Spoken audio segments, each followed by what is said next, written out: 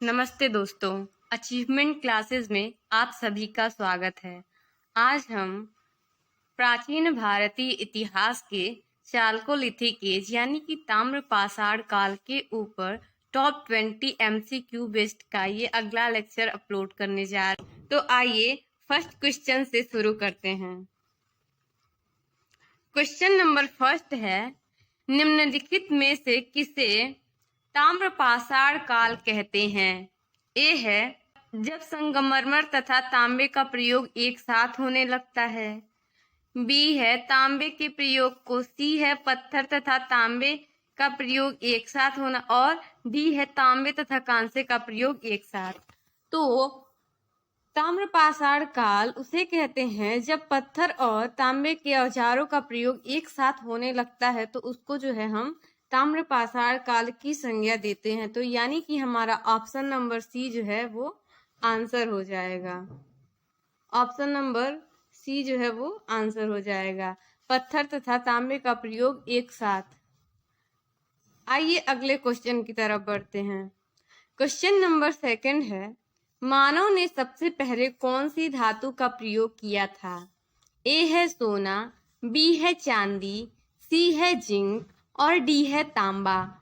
तो जो मनुष्य है उसने सबसे पहले जो है तांबे का प्रयोग किया था, यानी ऑप्शन नंबर डी जो है वो सही हो जाएगा। क्योंकि पाषाण काल के बाद जो है मानव ने जिस प्रकार धातुओं का उपयोग किया, उस क्रम में पाषाण काल के बाद ताम्र पाषाण काल की नंबरिंग आती है। यानी मनुष्य ने जो सबसे पहले जिस धातु का प्रयोग किया वो क्या था? तांबा। सोना चांदी ये जिंक जो है इनका प्रयोग बाद में किया गया था, ये बहुत बाद में। इसलिए जो तांबा है वो सबसे पहले मनुष्य ने जो है उसका प्रयोग किया था। अतः जो ऑप्शन नंबर डी है वो हमारा आंसर हो जाएगा। आइए अगले क्वेश्चन की तरफ बढ़ते हैं। क्वेश्चन नंबर 3 है, तांबे का प्रयोग सबसे पहले कब किया गया था? यानी कि तांबे का जो प्रयोग है वो कब से मतलब करना प्रारंभ हुआ था, कब से लोगों ने तांबे का प्रयोग करना शुरू किया था? तो ए है लगभग 5000 ईस्वी पूर्व, बी है लगभग 6000 ईस्वी पूर्व, सी है लगभग 10,000 ईस्वी पूर्व और डी जो है वो है 4000 ईस्वी पूर्व।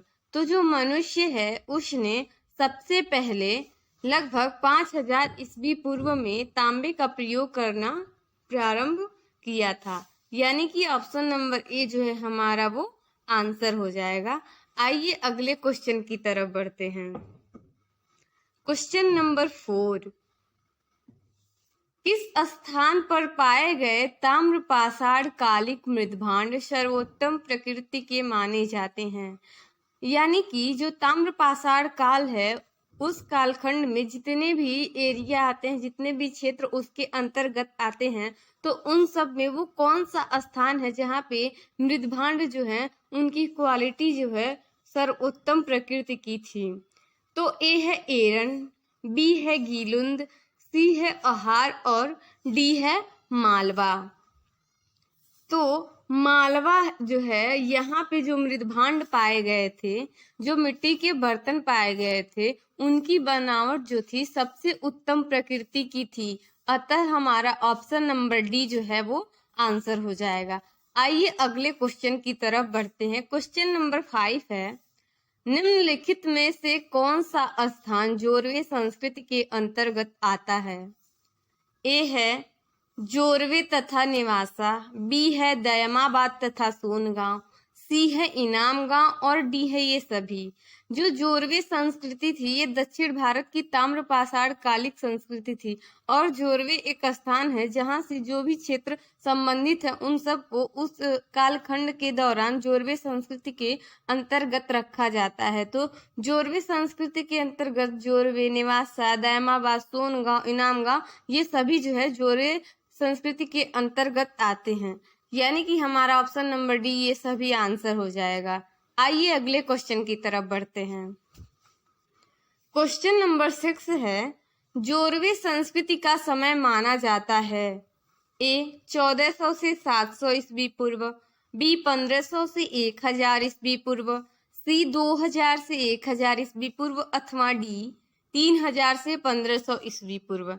तो जो जोरवे संस्कृति है उसका जो कालखंड है या समय सीमा जो है 1400 से 700 ईस्वी पूर्व माना जाता है। तो हमारा ऑप्शन नंबर ए जो है वो आंसर हो जाएगा। इस समय में जो उत्तर भारत है इधर वैदिक काल चलता है, लेकिन जो दक्षिण भारत है उधर जो है ताम्र पाषाण काल चलता है। तो जो भौगोलिक क्षेत्र है उसके आधार पर जो कालखंड है यानी कि ताम्र पाषाण काल या फिर वैदिक एज या फिर हड़प्पन एज, वो अलग अलग जगहों पे उसकी समय सीमा अलग अलग होती है। इसलिए हमें जो ये सब संस्कृतियां या फिर ये कालखंड पढ़ते हैं तो हमें मैप लेके बैठने की जरूरत होती है और मैप में देख देख के पढ़ने की जरूरत होती है, ताकि हम चीजों को अच्छे से समझ सकें। अच्छे से समझ होगी तो हम अच्छे से क्वेश्चन डील कर पाएंगे। तो आइए नेक्स्ट क्वेश्चन की तरफ बढ़ते हैं। क्वेश्चन नंबर 7, किस स्थान के लोग तांबावती के नाम से जाने जाते हैं? ए नेवासा, बी अहार, सी दायमाबाद और डी है गीलुंद। तो जो आहार संस्कृति है यहाँ के जो लोग हैं वो तांबावती के नाम से जाने जाते हैं।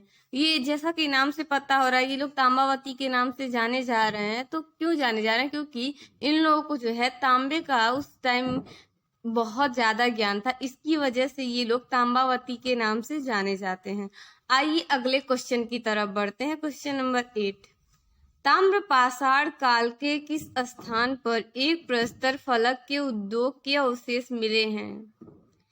ए मालवा, बी एरन, सी इनामगांव और डी है गिलुंद। तो जो गिलुंद है यहाँ पर एक प्रस्तर फलक उद्योग जो है उसके अवशेष मिले हैं। तो ऑप्शन नंबर डी जो है हमारा आंसर हो गया। आइए अगले क्वेश्चन की तरफ बढ़ते हैं। क्वेश्चन नंबर 9, ताम्र पाषाण काल की प्रमुख फसलें थीं? ए गेहूं, बी धान, सी दाल और डी ये सभी। तो जो ताम्र पाषाण काल है इस कालखंड में गेहूं, धान, दाल और जौ इन सारी फसलों की खेती की जाती थी। अतः ऑप्शन नंबर डी जो है वो आंसर है, यानी कि ऑप्शन नंबर डी हमारा आंसर हो जाएगा। ये सभी गेहूं, धान, दाल और भी सारे ऑप्शन हैं, जौ वगैरह, ये सारी जो है ताम्र पाषाण काल की प्रमुख फसलें थी और उन लोगों के भोजन का प्रमुख हिस्सा थी। तो आइए नेक्स्ट क्वेश्चन देखते हैं। क्वेश्चन नंबर 10, जोरवे संस्कृति थी? ए ग्रामीण, बी नगरीय, सी महानगरीय, डी इनमें से कोई नहीं। जोरवे संस्कृति जो है वो ग्रामीण संस्कृति थी और यहाँ पे जोरवे संस्कृति के अंतर्गत ही बहुत बड़े बड़े जो है ग्राम बसाए गए थे। अतः जो जोरवे संस्कृति है वो ग्रामीण संस्कृति है, यानी ऑप्शन नंबर ए आंसर हो जाएगा। आइए क्वेश्चन नंबर 11 देखते हैं। ताम्र पाषाण काल में मृद भांड निर्मित होते थे? ए चाक से, बी हाथ से, सी मशीन से और डी इनमें से कोई नहीं।